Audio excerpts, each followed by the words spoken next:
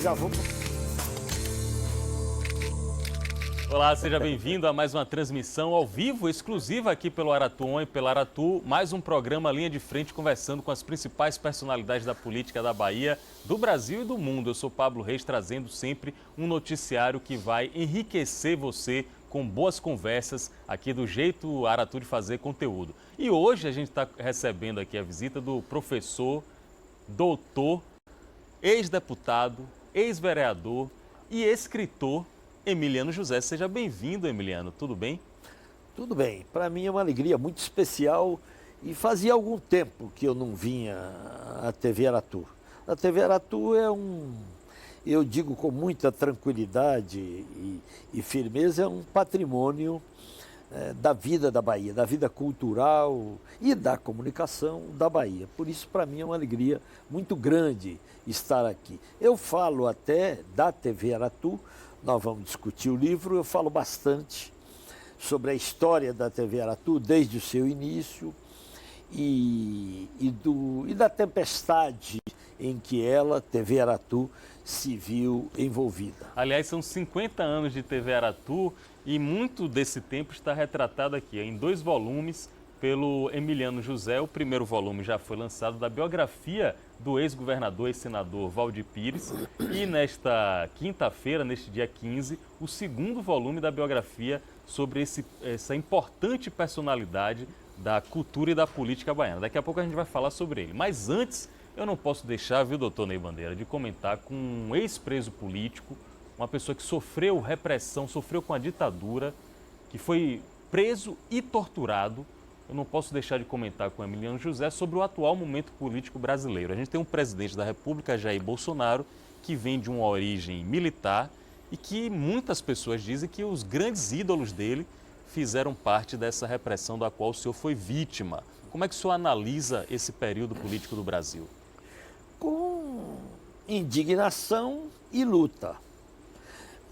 Não é que pessoas dizem que ele idolatra a ditadura. Ele diz, e disse sempre, e não enganou ninguém, que ele é um admirador da tortura, que ele é um admirador de um assassino como Carlos Alberto Brilhante Ustra, que matou covardemente mais de 60 pessoas na tortura, que já foi condenado, já morreu, né?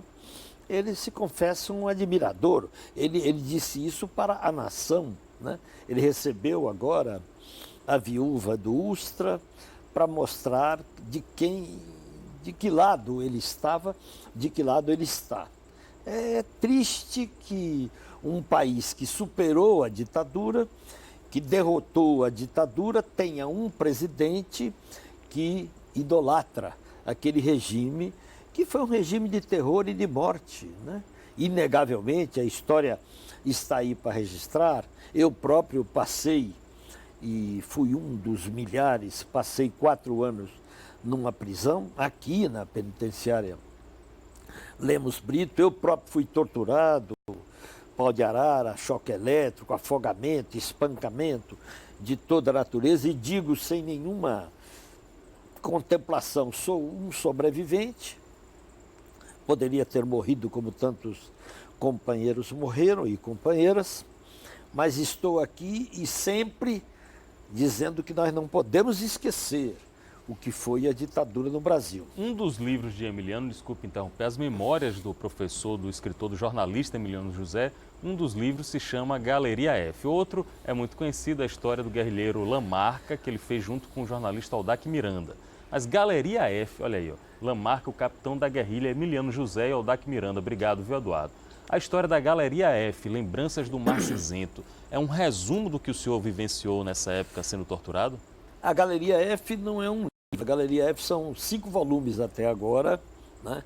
Galeria F, Lembranças do Mar Cinzento. São 5 volumes. Eu pretendia escrever ou descrever a história da Galeria F, onde eu fiquei preso durante 4 anos e onde tivemos uma experiência sofrida e intensa ao mesmo tempo. sofrida e rica ao mesmo tempo. Então, queria falar do coletivo que nós construímos lá, queria falar do nosso time de futebol, queríamos falar dos nossos cursos que nós promovíamos quando tivemos as celas abertas, os cursos que nós promovíamos entre nós, das diversas tarefas que cumpríamos, a comissão de cozinha, a comissão de artesanato, enfim, nós tínhamos lá, para exagerar, uma república própria, né? Nós tínhamos, e uma democracia própria entre os prisioneiros políticos. E eu queria contar isto. Ocorre que você é jornalista, sabe, que você não manda no texto, né?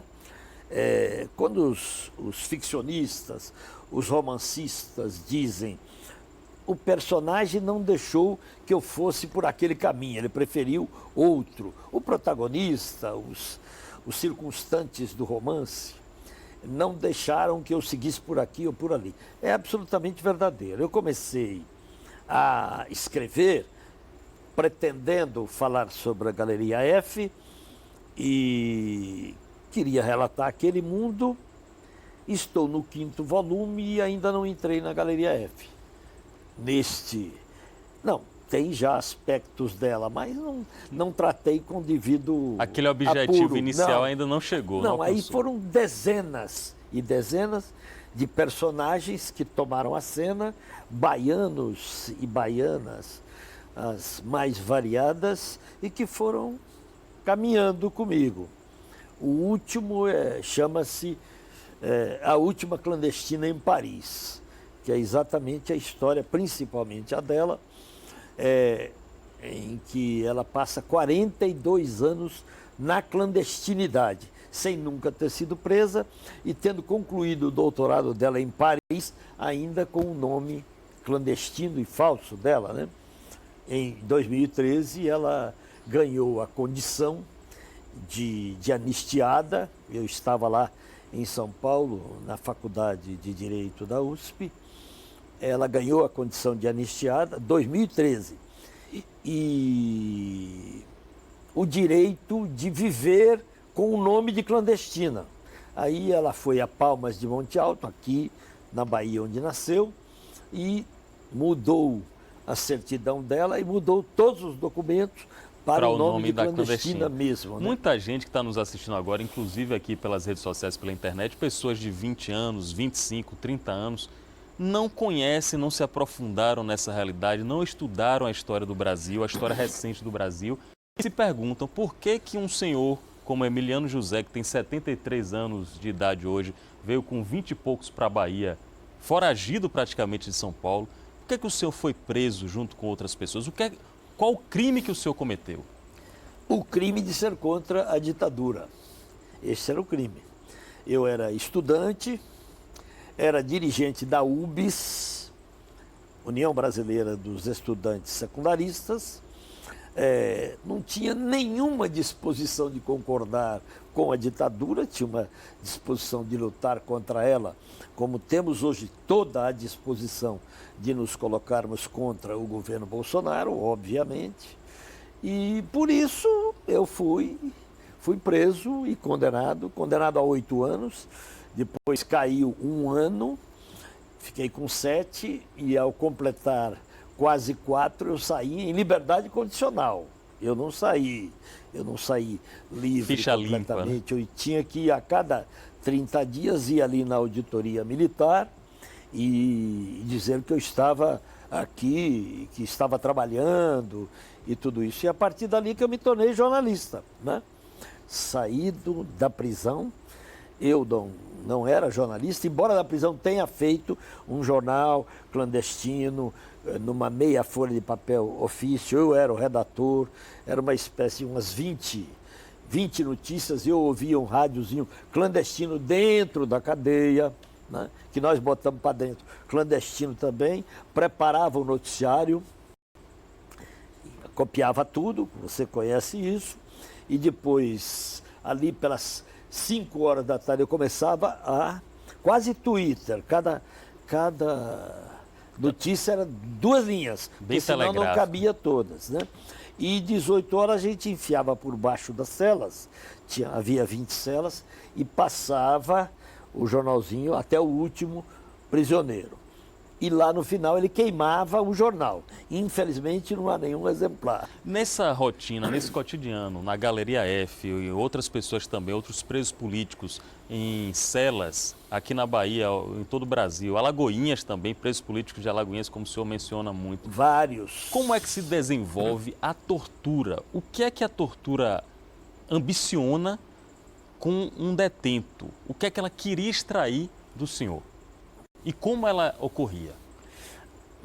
Como ela ocorria, nós teríamos que ter alguns programas. Ela ocorria com pau de arara, com choque elétrico, com afogamento, com porrada que não acabava mais, porrada com barra de ferro. Eu, quando fui tirado do lugar onde eu estava, no quartel do Barbalho, com olhos vendados, e tirado de uma espécie, tinha um grande salão, onde o capitão Emetério Chaves Filho e o Dalmar Caribé costumavam treinar karatê.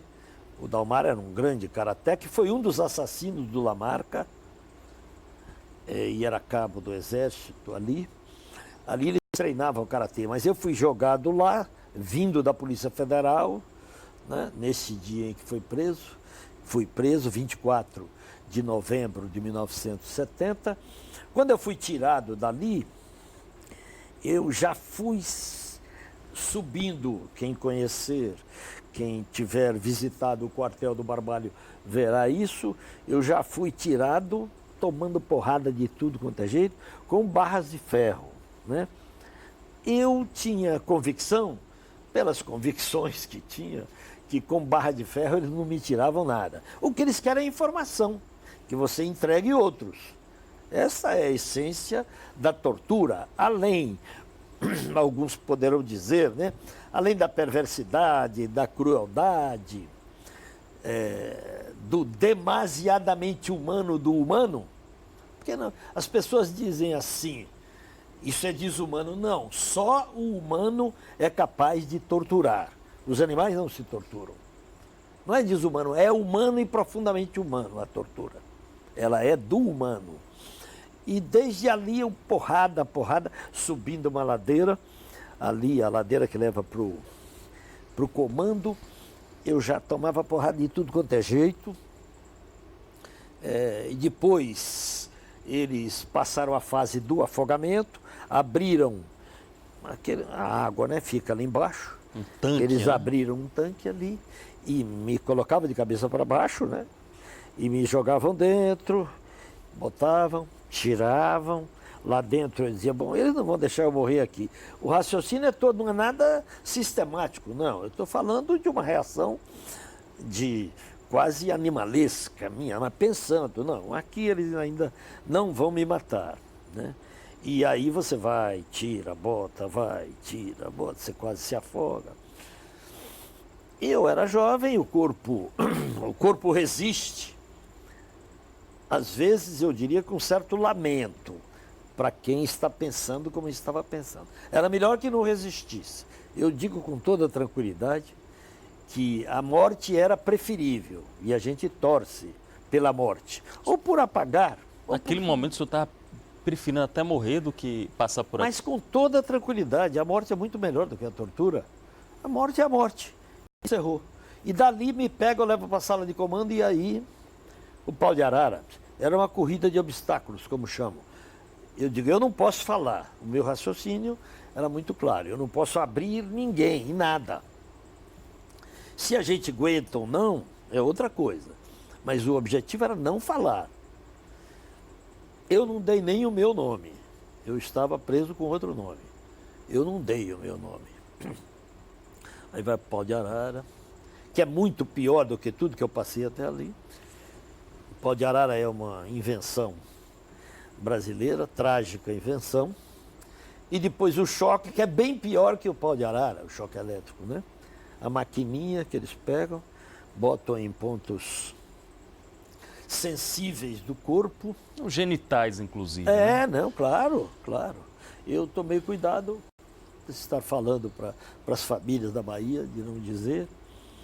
E aí é que eu digo que vem aquilo que o Freud chamaria pulsão de morte. Porque você quer morrer. Porque aquilo, eu quero parar com isso. Porque o seu corpo ali dialoga com sua alma, né? Ou com seu alter ego, digamos, como Freud diria. O seu corpo diz assim, vou usar o palavrão, porra, pare com isso. O seu corpo pede para você parar. Porque o seu corpo está sendo esmagado, triturado, né? E é nesse momento que algumas pessoas não conseguem mais resistir e entregam e falam. E falam. Então era o capitão Emetério Chaves Filho, o torturador, e o capitão Gildo Ribeiro, né? Eram esses dois capitães principalmente que me torturavam. E eu tinha aquela convicção muito arraigada de que fosse o que fosse eu não podia falar. Quando eu voltei para a cela, você perde a noção do tempo, eu não sei qual era o tempo, Teodomiro Romero dos Santos e Paulo Pontes foram retirados das suas celas. Eu fui levado de maca, eu não podia andar, não tinha como andar. As pernas não existem mais, né? E eu estava como que desmaiado, embora na minha consciência não. Eu acho que eu estava ciente de mim. O Teodomiro, que mora hoje em Recife, que não está bem de saúde, já está mal, ele disse, esse sujeito está morto. Ele tinha convicção de que eu estava morto. Eu era eu era todo arroxeado inteiro. Ele dizia inteiro. Isso eu não tenho noção. Quem vê de fora é que sabe, né? E assim foram durante 2 dias. É esta ditadura que o atual presidente diz que não existe. O senhor que vivenciou esse momento específico da história, esse momento nefasto da história brasileira, o senhor acompanhou desde a juventude, depois até chegar na redemocratização. Anistia, fica à vontade. Fica à vontade. Anistia e redemocratização. O senhor vê algum paralelo? Porque quem vive, quem está dentro do contexto histórico, não consegue fazer algumas análises mais aprofundadas. Ele precisa se afastar do momento histórico. O senhor vê algum paralelo entre o momento atual que a gente está vivendo e aquele momento pré-60, pré-64?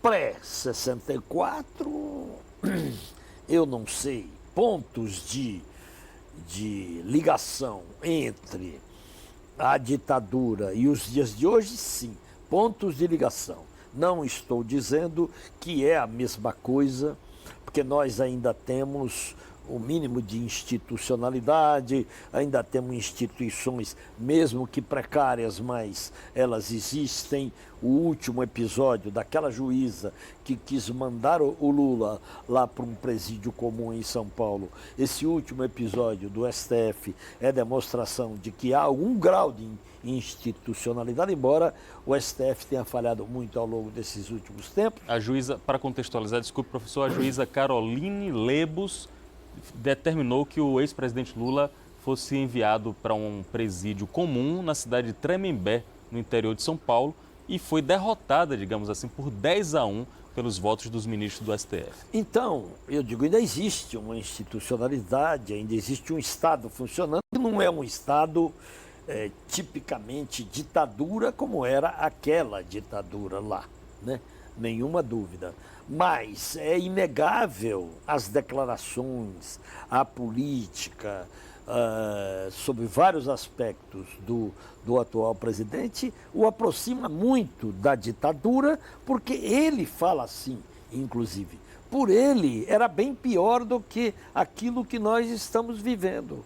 Por ele, a tortura seria consagrada, né? Por ele, os adversários políticos seriam eliminados. Ele já chegou a dizer que mataram muito pouca gente na época da ditadura. Tinha que matar muito mais. Ele já falou isso. Nós não precisamos exagerar em nada. Então, há pontos inegáveis de encontro em relação àquela ditadura e mais, vou dizer mais, Todo mundo sabe, aqui eu estou manifestando a minha ojeriza, nojo do que foi a ditadura. Agora, a ditadura não chegou a desenvolver um projeto de destruição da nação. Projeto esse que está sendo desenvolvido. A ditadura valorizou a Petrobras, por exemplo. A Petrobras está sendo destruída.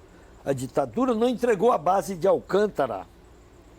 Acabou de ser entregue pelo atual presidente ao Trump lá nos Estados Unidos. É possível então, professor Emiliano José, estou com o Emiliano José, professor, escritor, doutor em comunicação. É possível dizer então que, mesmo com todos os problemas que o senhor tenha vivenciado, o regime militar acertou em alguns pontos no Brasil? Não, a distinção que eu estou fazendo é a ditadura tinha, por diversas razões, por algum grau de nacionalismo, embora fosse um nacionalismo absolutamente autoritário e contra nós. O atual presidente, o atual regime, não tem 1 centímetro de nacionalismo e está efetivamente entregando a nação abertamente, ele o diz, aos interesses norte-americanos. O atual presidente Jair Bolsonaro publicou recentemente na página dele lá no Twitter, dizendo que o Brasil, a frase é dele, está lá no Twitter do Jair Bolsonaro, o Brasil gastou 9,9 bilhões de reais com indenizações a anistiados políticos e que, segundo ele, teria sido um valor absurdo pago pelo povo brasileiro. O que é que o senhor achou dessa declaração e, mais do que isso, o que é que o senhor achou da declaração sobre o pai do presidente da OAB, o Santa Cruz, na qual o presidente Bolsonaro disse que sabia como ele tinha sido morto? Olha, eu escrevi agora, nos últimos dias, recentemente, não tem uma semana, um artigo cujo título é A Morte e a Morte de Fernando Santa Cruz. Fernando Santa Cruz foi meu companheiro de militância. Nós militamos juntos na UBS, participamos de coisas comuns. Ele pernambucano, eu à época paulista, fui eleito até num congresso em que nós estávamos juntos em Guaratinguetá, São Paulo, para a vice-presidência da UBS. Então era um companheiro muito querido. Éramos da mesma organização, da Ação Popular, marxista-leninista, organização oriunda da igreja, inclusive, majoritariamente. E ele foi preso no Rio de Janeiro, em janeiro de 74, se a minha memória, que é no início de 74, não tenho dúvida, escrevi, está lá no meu texto, eu acho que é janeiro ou creio fevereiro, não tem importância, no início de 74 ele foi preso, junto com Eduardo Collier, também daqui da Bahia. Duda Collier, também estudante aqui da Bahia, não significa ter nascido aqui, mas os dois foram presos e desaparecidos. A morte do Fernando Santa Cruz e do Eduardo Collier está no contexto de uma ação orquestrada da ditadura destinada a matar todos os principais dirigentes de AP, que começou esta ofensiva, a ofensiva de matar todos os dirigentes, começou aqui na Bahia. Gildo Macedo Lacerda, casado com Marilúcia Moura, jornalista atuando aí até hoje, que estava grávida no momento que é presa com Gildo, foi levado para Pernambuco, lá assassinado e desaparecido. Paulo Stuart White, no mesmo período em São Paulo, assassinado e desaparecido. Humberto Câmara, assassinado e desaparecido. Fernando Santa Cruz, Eduardo Collier, Onestino Guimarães, meu companheiro e amigo, militante também de AP, assassinado e desaparecido no mesmo momento. Então, não se trata de uma morte isolada, inclusive a do Fernando. É uma morte de uma operação sangrenta da ditadura destinada a decepar a cabeça da AP, que naquele momento tentava se reorganizar no país. A gente está falando aqui com o Emiliano José, ele é jornalista, escritor, professor universitário, doutor em comunicação, já foi deputado estadual, já foi deputado federal, já foi vereador em Salvador. E o motivo original dessa entrevista é pelo lançamento do segundo volume da biografia de Waldir Pires. Este é o segundo volume. Esse é o segundo volume a ser lançado agora no dia 15. O primeiro volume já foi muito bem sucedido em crítica, em público, e o segundo volume deve seguir um caminho semelhante. Por que Waldir Pires, do qual o senhor era correligionário, amigo e acompanhou 100 anos praticamente de uma trajetória de vida, uma trajetória política, por que Waldir Pires merece esses 2 volumes para que a história dele seja contada? O Waldir merece por tudo, né? Eu costumo dizer que qualquer pessoa merece um livro. Todo mundo tem uma trajetória, um caminho na vida que possibilita a um jornalista traduzi-la num livro, né? Agora, o Waldir, além disso, que estou dizendo, é um dos maiores políticos que o país já assistiu em ação. Foi um companheiro, e eu posso chamá-lo assim por amizade, por admiração, que atravessou a metade do século XX inteiro e uma parte do século XXI, 20 anos do século XXI praticamente.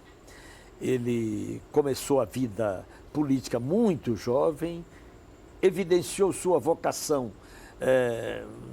na adolescência praticamente, quando com 15, 16 anos faz um discurso na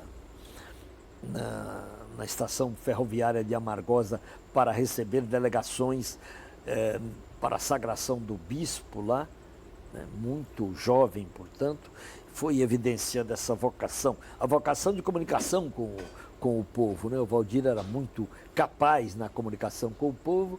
Com 23 anos, ele é o orador da turma de direito, que naquela época tinha muita importância, produz ali um discurso extraordinário que foi publicado depois, Rui Barbosa e os Rumos do Direito, era o centenário de Rui Barbosa. Ele tinha uma admiração profunda por Rui Barbosa e eu só fui conhecer um pouco do lado progressista do Rui pelo Waldir, que eu não conhecia.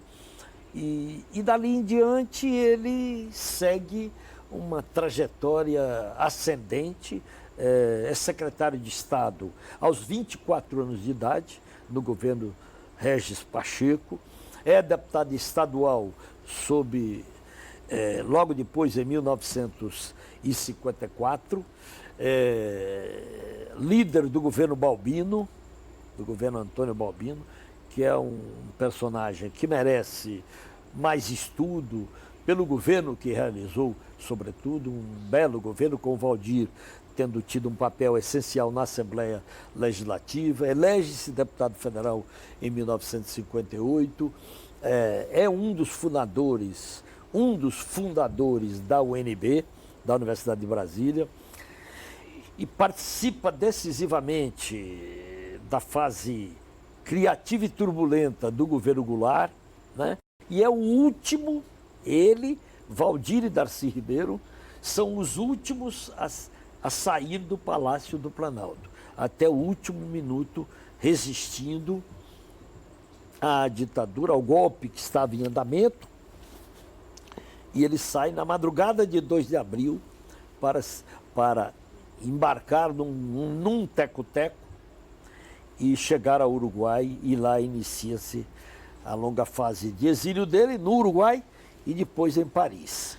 Volta, depois em 70, num momento duríssimo da vida do país, fica num terceiro exílio no Rio de Janeiro, 8 anos de exílio, porque não podia atuar politicamente, foi preso na chegada, mas logo solto, mas vigiado o tempo inteiro.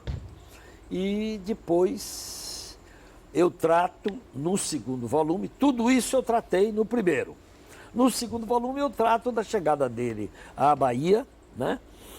naquele segundo volume, eu trato a chegada dele à Bahia no dia 12 de janeiro de 1979. Aratu, então, tinha 10 anos de existência. Isso. Ele teve uma relação muito forte com Aratu e com os principais próceres da Aratu. E, a partir daí, a caminhada dele, candidato ao Senado, ao lado do Dr. Roberto Santos, a extraordinária, inigualável campanha dele de 1986. Sobre essa, eu queria fazer um registro especial, um capítulo à parte, que o governador Valdir Pires conseguiu derrotar a considerada maior força política da Bahia no momento, que era o, então, ministro, ex-governador, ex-prefeito Antônio Carlos Magalhães, com a votação, inclusive, consagradora para ele na época. Foi a maior vitória política de Valdir Pires, e esse embate, Valdir versus ACM, é um embate mais notório da política da Bahia? Sem dúvida, sem nenhuma dúvida. E era o Antônio Carlos Magalhães, que foi uma liderança da Bahia, não importa, aqui nós sabemos, eu sei, e tantos aqui sabem o quanto ele foi autoritário, mas foi uma liderança da Bahia. Só que ele tinha a síndrome do escorpião. Ele não acreditava nunca que pudesse ser derrotado. E nunca deixava de ser autoritário. Se pudesse acariciar, ele não acariciava, ele mordia, né? Como o escorpião. E ele não acreditou que o Valdir pudesse derrotá-lo. O Valdir era uma liderança absolutamente nova, nova no sentido dos métodos, porque ele já não era tão novo. Mas o Valdir era o avesso do avesso em relação a Antônio Carlos. Enquanto Antônio Carlos era a truculência, a arrogância, a violência, os métodos mais escabrosos para derrotar o adversário, o Valdir era a coragem e a serenidade. O Valdir não era homem da arrogância, era sempre tranquilo e firme ao mesmo tempo, e isso foi encantando a Bahia. Desde que ele chegou, a campanha de 82, quando ele era candidato ao Senado, ao lado de Dr. Roberto Santos, que foi o candidato ao governo, o Valdir teve quase 1 milhão de votos nessa chegada, nessa volta, depois de 20 anos. Que ele tinha sido candidato a governador em 1962, que é um outro episódio pouco conhecido, né? E eu estou com Emiliano José aqui, o professor doutor em comunicação. Ele está lançando o segundo volume da biografia, da extensa biografia e merecida, essa obra em homenagem a Valdir Pires. Aí eu quero aproveitar, depois dessa eleição consagradora, praticamente 2 anos depois, o governador Valdir Pires se lança num projeto nacional ambicioso de ser vice-presidente da República ao lado do icônico Ulisses Guimarães. Foi um erro de Valdir Pires? Foi um erro político dele? Visto hoje a distância, sim, né? Creio que sim. Quem está na luta política não desfruta da linha reta, né? Quer dizer, tá tudo certinho, tudo arrumadinho, isso não existe. Os homens que estão na luta política acertam e erram. O Valdir acreditou que com mais de 20 governadores, 22 governadores do PMDB, do PMDB, não havia hipótese de o Ulisses não se eleger. E, ao mesmo tempo, ele via aquela conjuntura de todos divididos, né? A esquerda, lato sensu, a frente democrática, de modo geral, dividida, ele considerou que tinha a obrigação de se colocar na cena. Ele disputou primeiro a possibilidade de vir a ser o candidato a presidente. Perdeu. Por pouco, mas perdeu. Aí começou uma pressão infernal dos governadores de todo o PMDB para que ele fosse o vice de Ulisses Guimarães. Ele relutou alguns dias. Ele sabia e confessou, está aí no meu livro, confessou, quer dizer, falou para a imprensa, inclusive, que era muito difícil ele assumir a condição de vice, porque ele ia abrir o flanco para o grande adversário dele vir a ganhar a eleição na Bahia. Mas, entre isso e aquilo que ele considerava responsabilidade com a nação, ele resolveu ir para a luta com Ulisses. Havia a expectativa, eu já disse, os homens na política erram nos prognósticos, havia a expectativa de que Ulisses, não crescendo, entregasse a ele o bastão da disputa da presidência. Mas era uma ilusão. Não foi o que ocorreu. Não foi o que ocorreu. E Fernando Valdir Collor de Mello perdeu, Fernando Collor de Mello ganhou e Antônio Carlos voltou ao poder pela primeira vez numa eleição. Porque Antônio Carlos foi prefeito biônico, governador biônico e governador biônico, indicado pelos militares. Depois, claro que com isso ele ganhou prestígio, algum tipo de carisma, ele conquistou com o povo da Bahia, mas ganhou pela primeira vez uma eleição para governador. Dizem que por trás de grandes homens há grandes mulheres. Eu queria saber de Emiliano José, que é biógrafo de Valdir Pires, foi amigo do ex-governador, ex-senador, ex-ministro Valdir Pires, sobre a figura, a presença da Yolanda Pires, a esposa do Valdir Pires. Qual a influência dela na carreira política do governador? Eu não diria nem influência, eu diria uma relação de profundo amor entre os dois e de compartilhamento de ideias. Evidente que Valdir era o grande nome, o pensador, o formulador e o homem da linha de frente. Da linha de frente no sentido de que ele foi quase tudo, não foi apenas presidente da República, né? Mas ela também era uma mulher, não a mulher que estava atrás do grande homem, era uma mulher que estava junto com esse grande homem sempre. E era da política, e tinha pensamento, e tinha compromissos, né? Foi uma mulher especial. Eu trato do romance, especificamente no primeiro volume, né? Como eles se conheceram, como foram os primeiros dias e tudo. Ele enfrentou uma tuberculose. O Valdir enfrentou doenças muito graves na sua juventude. Ele enfrentou a tuberculose e a febre tifoide, mas isso está no primeiro volume. No primeiro volume. Enfrentou uma tuberculose, teve que ir para Minas para se curar. Minas era o centro da cura, mas a cura dependia de cada um, porque não havia medicação para a tuberculose. Era alimentação num clima propício que garantiria a cura. E o Valdir conseguiu isso numa primeira empreitada, ou numa primeira luta com a tuberculose. E quase que eles rompem neste momento, porque o Valdir disse: eu não quero mais, eu não vou empatar a sua vida e tal, e Dona Yolanda não aceitou de jeito nenhum. E eles seguiram a vida sempre juntos, e é claro que a frente política, o cidadão que está na frente política, sempre prejudica um pouco a família. Não há jeito de não prejudicar. E Dona Yolanda era o esteio, né, da família, e foi o esteio. Sofreu muito no exílio, Dona Yolanda, sofreu no Uruguai, com o frio do Uruguai, com as acomodações precárias, eles tinham dinheiro nenhum praticamente, tudo isso eu relato.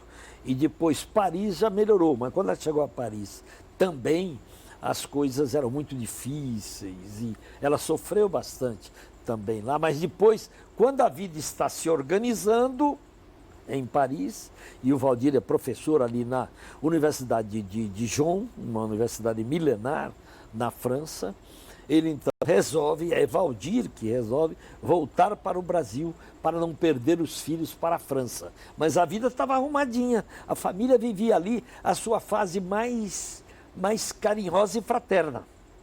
E os filhos queriam ficar lá. Mas o Valdir disse: não vão ficar, vou perder meus filhos para a França. Não queria que os filhos virassem franceses. Então, Dona Yolanda foi um esteio na família. Isso aí os filhos dizem. Porque não é fácil manter a família unida numa situação de exílio. Muitas se apartaram e tudo. E Dona Yolanda, claro, o Valdir foi essencial, não preciso dizer, mas Dona Yolanda foi um esteio, uma garantia de manter a família unida. O escritor Emiliano José está lançando neste dia 15 o segundo volume da biografia de Valdir Pires e conversou conosco aqui no Linha de Frente. Antes da gente se despedir, eu preciso saber dele, que já foi deputado pelo PT, uma figura de liderança, uma figura de proa no Partido dos Trabalhadores, a respeito de 2022. Ouvi a presidente atual do PT, a senhora Gleisi Hoffmann, falando da predileção dela para uma possível candidatura do ex-presidente Lula a presidente da República em 2022. O senhor considera viável? É a melhor estratégia política no momento? Eu tenho a convicção de que o Lula é a maior figura política que esse país já teve e que tem. Ele não é do passado. É extraordinário que um cidadão preso continue sendo uma liderança mundial. O Lula não é apenas uma liderança nacional, né? Ele é uma liderança mundial. Não há dia que não se fale no mundo do Lula. O Lula está preso e não há um único dia em que ele não ocupe a cena política brasileira. Aí, se eu pegar hoje, o noticiário de hoje, que estamos falando aqui, você vai ver o Lula na cena. O Lula na cena não é a vítima na prisão, embora seja a vítima na prisão, mas é o sujeito com opiniões e dizendo sobre o Brasil, revelando coisas que agora estão aí escancaradas, que todo mundo podia dizer, ou alguns diziam que era loucura dele, revelando coisas do submundo da Operação Lava Jato antes. Eles inventaram uma grande mentira e não estão tendo condições de escapar da mentira. Está tudo aí hoje. Hoje, no dia que eu estou falando com você, nós estamos vendo o Dallagnol orientando mobilizações de rua para garantir a história da falácia da segunda instância, condenar na segunda instância. Então, o Lula é uma figura rara na história do mundo. O mundo todo fala no Lula, né? E defende a inocência dele, porque inocente ele é. Então, é evidente, e outra, foi preso por uma simples razão. Não tem uma culpa, não tem um elemento de prova contra ele. Ele foi preso para não ser o presidente da República, porque ele o seria. Todo mundo sabia, foi uma combinação entre o Moro e o Bolsonaro. Está aí evidente agora, não sou eu que estou dizendo, está tudo aí na rua com o extraordinário jornalismo do Intercept. Eu digo, o jornalismo do Intercept deixou a maior parte do jornalismo nu no Brasil. Estava tudo aí, só o Intercept, um site, foi descobrir, estava fazendo jornalismo.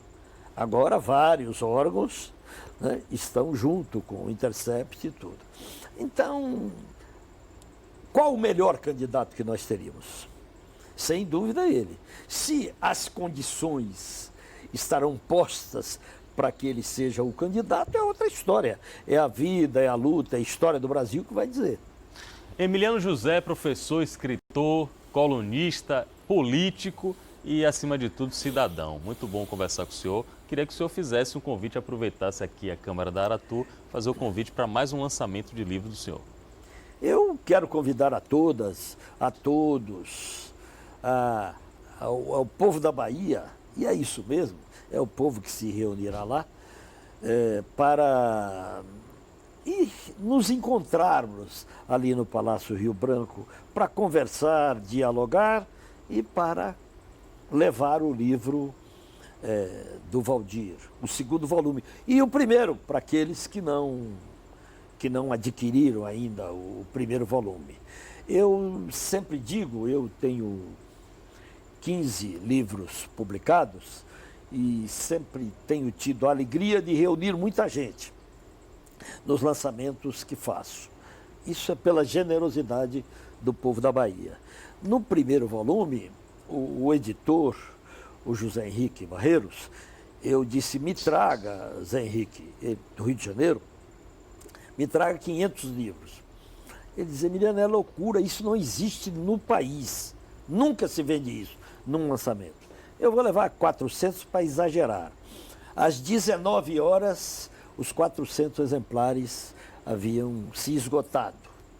Agora ele vai trazer 500 pelo menos. Então eu quero encontrar-me com todas vocês, com todos vocês, e ter a alegria de autografar e de abraçar as amigas, os amigos. É o encontro da diversidade da Bahia. É a prova também da qualidade dos volumes que o senhor oferece para o público. É a generosidade dos amigos, uma parte, mas grande parte é a qualidade que o senhor, do trabalho que o senhor tem. Mas, sobretudo, a generosidade. Eu costumo dizer que eu sou, e sou mesmo, um sujeito esforçado. Talento eu procuro construir e me esforçar para ter. Escrever não é uma tarefa fácil, não. Você aprende até o resto da vida. Isso não sou apenas eu, os maiores escritores sabem disso. Então eu tenho aprendido, mas ainda tenho uma longa estrada para ser um bom escritor. Emiliano José, eu termino com a frase de um russo chamado Sergei Tuzan. Ele diz o seguinte: a maldade só pode ser combatida com a gentileza. E a gentileza exige muita coragem do ser humano. Um abraço a todos e até o próximo encontro. Valeu!